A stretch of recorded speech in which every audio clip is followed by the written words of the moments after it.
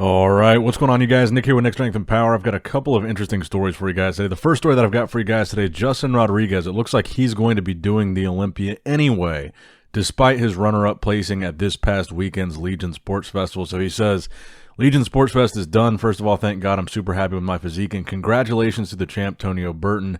It was a great battle and tremendous physique. Thanks again to George Fair for bringing me, without a doubt, one of my best presentations. He says he feels super healthy and ready to hit his Olympia prep. Then he goes on to thank his sponsor. So I was interested to see what he was going to do here because he is technically already qualified on points. He's top 3 in point standings with 26 points, which they actually just updated on the website. So Justin Rodriguez has 32 points. So he is number 1 in the point standings. Behind him is Andrea Musi with 29 and Theo Laguerrier with 28. So I think there's really no chance that Justin is going to get knocked out of these point standings, especially with how few shows are coming up. So it looks like his ticket to the Olympia is secure based on points. Again, the top 3 go, not just the number 1. So even though he's not going there off a victory, he's going there with a pretty hefty amount of points. 32 is quite a big number. You guys got to keep in mind, he competed a lot earlier on in the season right after the Arnold Classics. That's where he racked up a lot of those initial points. I think he had 26 prior to this runner-up position. But I guess my question to you guys is that going to be enough rest for his physique? He's got 10 weeks to the Olympia, and personally, I feel like he had a really, really strong physique at the Arnold Classic prejudging, the first show that he did. And then it really faded from prejudging to the night show, and then I think as he continued to compete, his body faded more and more, and it looked like he just needed to give his body a break from competing.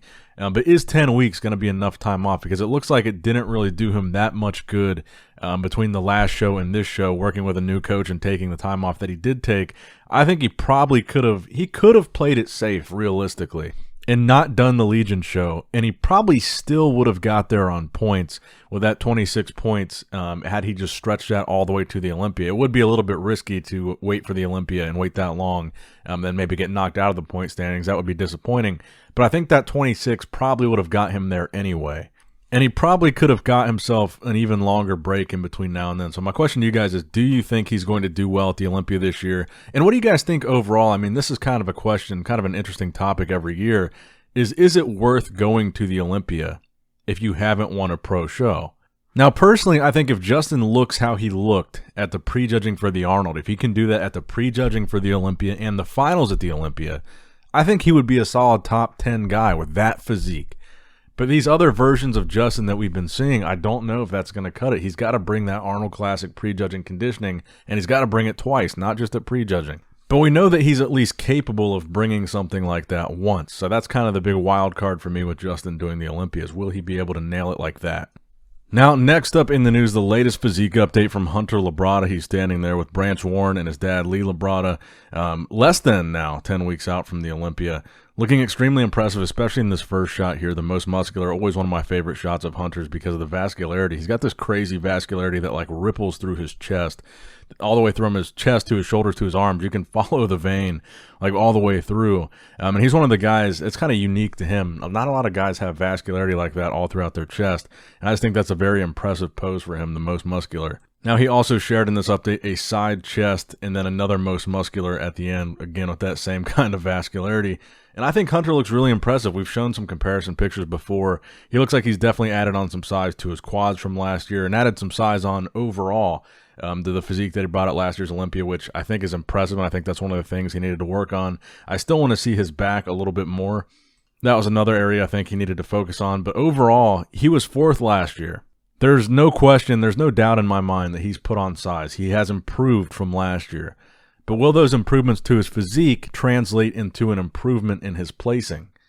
It's hard to say. The guy that he's got to get past, Hadi Choopan, also posted a physique update recently. This was a couple days ago.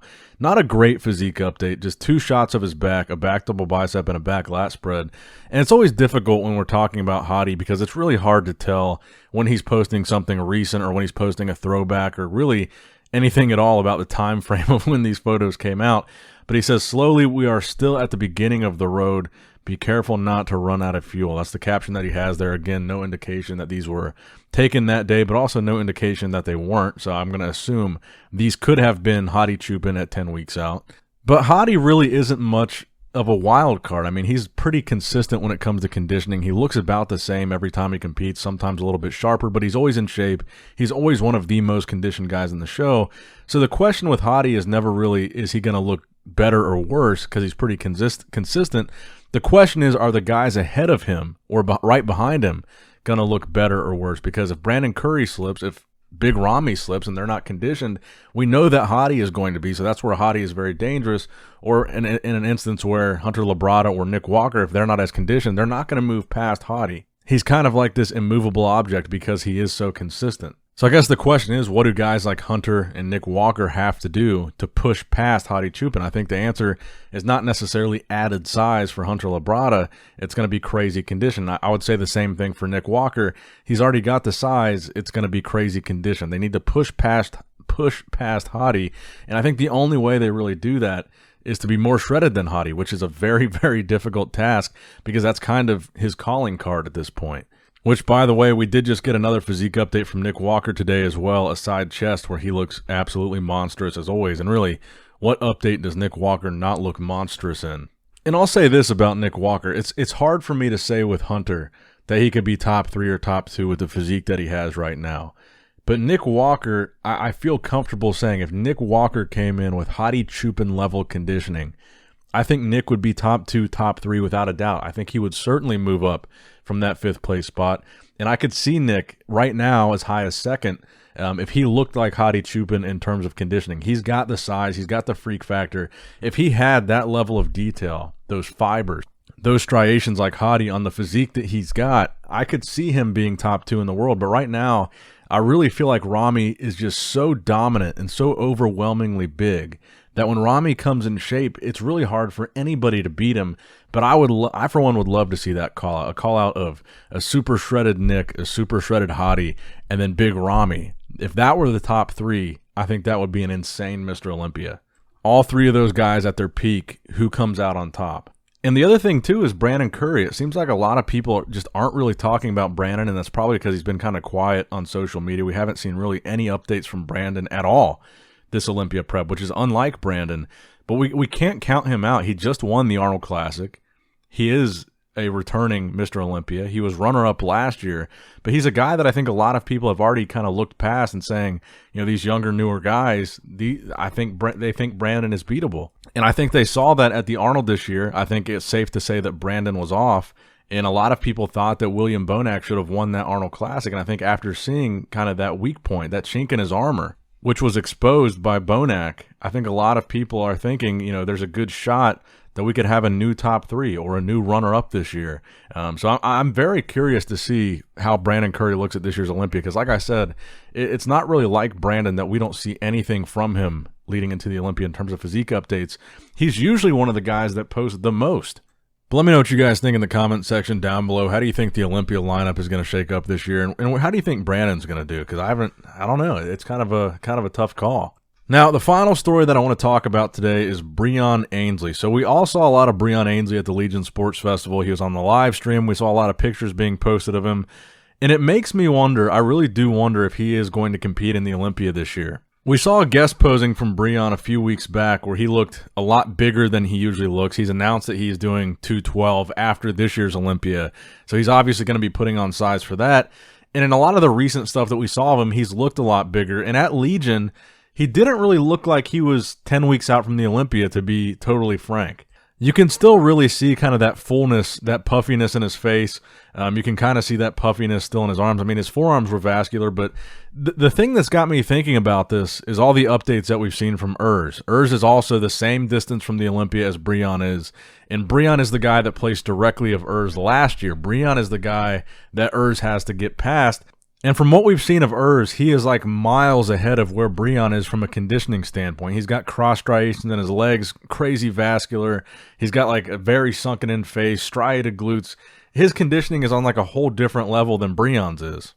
And I'm not saying this to rag on Breon or how he looked, but just looking at how Breon has been looking in a lot of the recent stuff that we've seen of him, it really does make me wonder if he is still going to do the Olympia this year, or if he's going to take that time off to transition into 212. Because if he is doing the Olympia this year, honestly, I don't see him placing ahead of Urs again. I think this is going to be I really think if he does do the Olympia, this is going to be the year that Urs moves up into that top 3, because Urs looks fantastic at this point in his prep. Conditioning just crazy. In Breon, we haven't really seen that at all from him.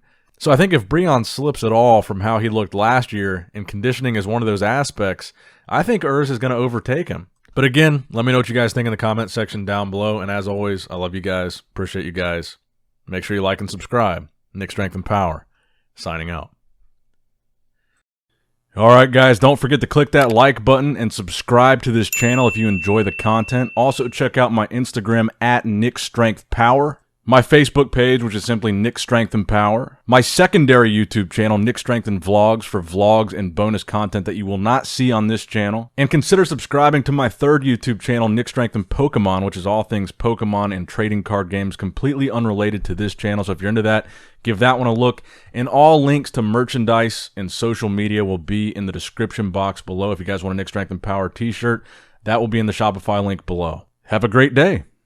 Dancing in the good light, everybody's feeling warm and bright. It's such a fine and natural sight. Dancing in the good light, everybody's feeling warm and bright. It's such a fine and natural sight. Everybody's dancing in the good light. Everybody's dancing